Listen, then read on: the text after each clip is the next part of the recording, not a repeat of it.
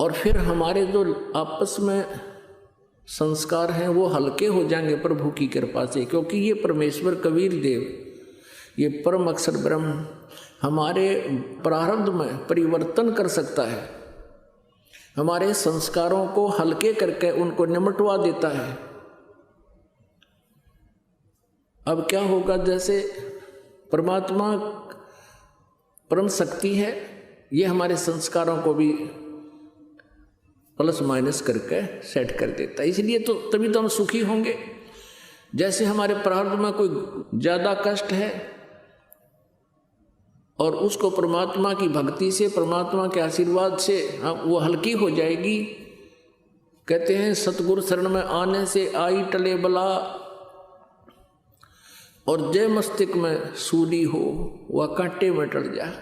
अभी क्या परंपरा बनी हुई थी समाज में, अभी भी बहुत है, लड़की के विवाह को एक मुकदमा बना रखा था, एक समस्या बना रखी थी, और इसी कारण से बेटियों से नफरत बढ़ने लगी थी, क्योंकि उसके विवाह में बहुत खर्च की आवश्यकता, बहुत पैसे की आवश्यकता पड़ने लगी थी। ये लालची लोग दहेज के चक्कर में जुल्म करने लगे थे। और वो होता क्यों है? क्योंकि जैसे बहुत से ऐसे व्यक्ति हैं जो पैसे ले लेते हैं, देते नहीं, धोखा कर देते हैं, वो उनको अगले जन्म में वो देना पड़ेगा, ऐसे देना पड़ेगा मन मानो वो दामाद बन कर ले, वो देना पड़ेगा, और कई गुना हो जाएगा तब तक ब्याज ब्यूज लाग गए। तो परमात्मा की शरण में आने के बाद वही विवाह आज आप देख रहे हो, उस परमेश्वर की कृपा से परमात्मा ने हमारा ज्ञान हटा दिया। यहाँ पर बच्चों का विवाह करा दिया जाता है और 5-7 भगत उनके रिश्तेदार आते हैं, घर वाले, और यहाँ आश्रम में उनका 10 रुपये खर्च नहीं होता। सिंपल रोटी जो रोज हम बनाते हैं वही खाएंगे। ये ड्रामाबाजी हमने नहीं करनी, बच्चों का संयोग परमात्मा जोड़ता है। हमारे इस नाटकबाजी से विवाह नहीं होता, विवाह तो मालिक ने कर रखा होता है। और वचन से बच्चे एक दूसरे से जोड़े जाते हैं। जो लाखों रुपए में विवाह हुआ करता था, यहाँ वो फ्री ऑफ कॉस्ट हो रहा है। तो संस्कार चेंज कर दिए परमात्मा ने, वो हमारा लेन देन खत्म कर दिया, और एक न्यारी उमंग होती है ऐसे सिंपल ब्याह करने में। तो पुण्यात्माओं, जिनके संतान नहीं है और ये भक्ति मार्ग जिनको मिल गया, उनको विश्वास भगवान पर हो गया कि जो मालिक कहता वो सही है, उनका कल्याण तो होया पड़ा है। और दूसरे जिनकी दृढ़ विश्वास मालिक पर हो गया, संतान भी है, बच्चा ने भी लाओ लाइन पर, कल्याण उनका भी गारंटीड है। लेकिन हमने यहीं तक सीमित नहीं रहना चाहिए कि हमारे संतान नहीं हुई। यदि ये मार्ग ना मिलता, और जिन बहन विशेषकर इस बात को सहन नहीं करती, और वो सहन करना चाहें तो संसारिक लोग कोई ना कोई इंजेक्शन जरूर ला दे रोज या तीसरे दिन, या तो कोई पड़ोसन आवेगी पूछेगी एक बहू का कोई बालक नहीं हुआ, 5 वर्ष हो गए ब्याह ने, तो ये तो कहेंगे कि ना कोई दया नहीं हुई भगवान की, एक जातक तो चाहिए था। अब वो तो इंजेक्शन ला कर चली जा रू पाछे, तो वो पुत्र वो धू वो बेटी बहुत देर तक रोती है, सोचती है भगवान मेरे से क्या गलती बन गई,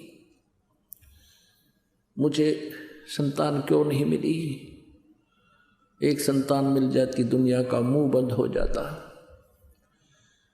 अब यदि ये ज्ञान समझ में आ जाता फिर तो बातें खत्म होगी, कोई कुछ भी बांटो, कहीं जाएगा तो नींद में बांट रहे हैं कहते रहेंगे। और यदि ये मार्ग नहीं मिलता, उन बहनों के साथ क्या बनता है, वो अंतिम श्वास तक वो क्या करते हैं कि लास्ट में फिर जिनका संतान नहीं है, ज्ञानहीन भक्तिहीन प्राणी वो क्या करेंगे, कोई बच्चा गोद लेंगे, लड़का किसी भाई का या बहन का या कोई रिश्तेदार का, यो एक छड़ा और गाड़ेंगे छाती पे, और फिर क्या होगा। अब तो बात तो बिगड़ रही है क्योंकि संसार का बहुत व्यवहार बिगड़ गया बच्चों का। फिर घर में कहा सुनी भी होगी, बच्चे की पुत्रवधू भी होगी गोद लिए हुए की, फिर बूढ़ा बुढ़िया बैठ कर रोया करेंगे, नो कहे हमारा बेटा होता था कि आज नो कहता मेरे को। वो तो समस्या पैदा करेगी गोद लेना वाली तय, और अंत में क्या होगा फिर उसके साथ, उस संतान का अभाव फिर भी सतावेगा। मरते समय तक भी वो बहन वो माई यही करती हुई मर जाएगी, हे भगवान मेरा संतान होती।